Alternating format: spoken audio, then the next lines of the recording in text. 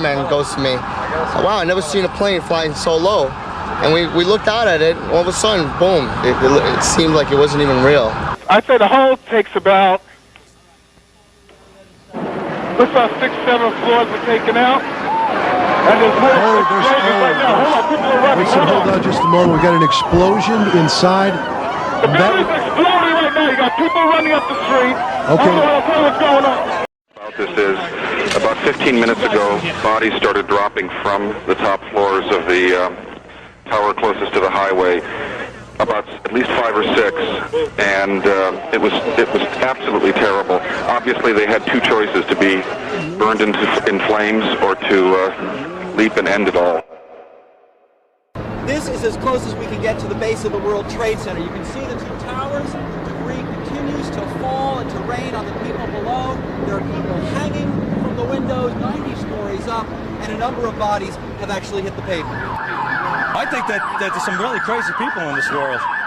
This is just not too many innocent people. People were jumping off the building, body parts all over the place. I mean, this is just, I feel like I was in a movie. Have you ever seen anything like this? Absolutely not. I've seen at least 10 people fall to their death and just splat like a ripe tomato. It's awful. Pray that God took them quick. And then we saw the people jumping. We saw what we thought was debris, and we realized it was people jumping.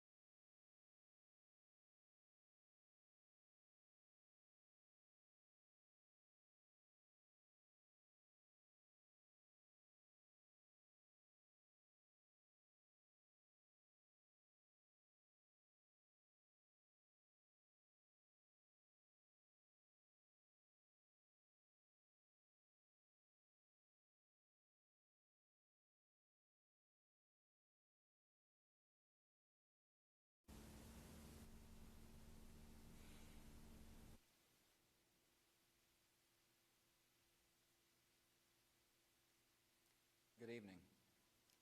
Today, our fellow citizens, our way of life, our very freedom came under attack in a series of deliberate and deadly terrorist acts. The victims were in airplanes or in their offices, secretaries, businessmen and women, military and federal workers, moms and dads, friends and neighbors. Thousands of lives were suddenly ended by evil, despicable acts of terror.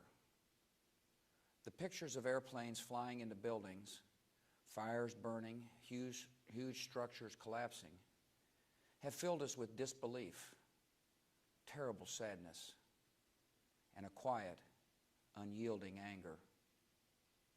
These acts of mass murder were intended to frighten our nation into chaos and retreat.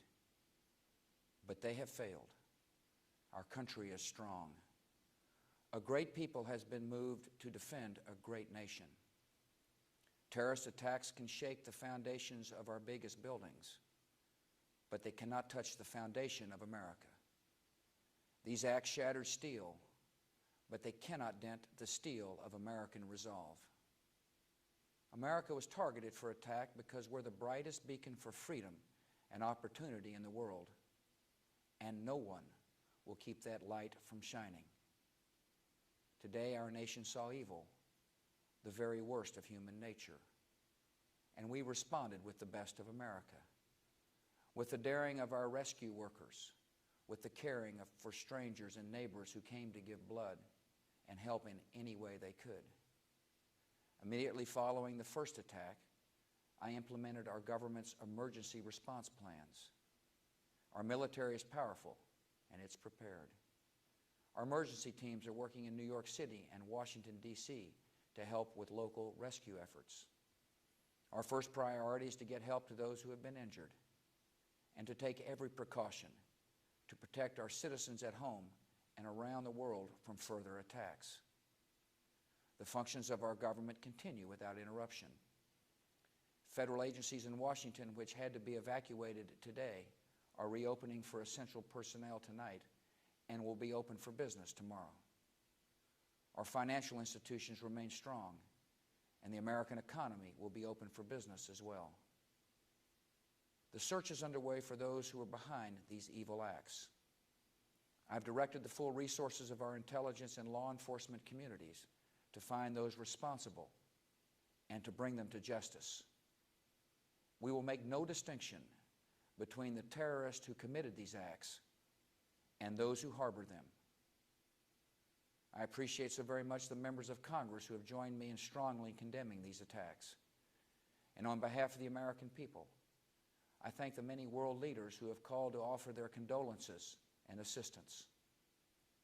America and our friends and allies join with all those who want peace and security in the world, and we stand together to win the war against terrorism. Tonight I ask for your prayers for all those who grieve, for the children whose worlds have been shattered, for all whose sense of safety and security has been threatened. And I pray they will be comforted by a power greater than any of us, spoken through the ages in Psalm 23. Even though I walk through the valley of the shadow of death, I fear no evil, for you are with me. This is a day when all Americans from every walk of life unite in our resolve for justice and peace. America has stood down enemies before, and we will do so this time. None of us will ever forget this day, yet we go forward to defend freedom and all that is good and just in our world. Thank you. Good night, and God bless America.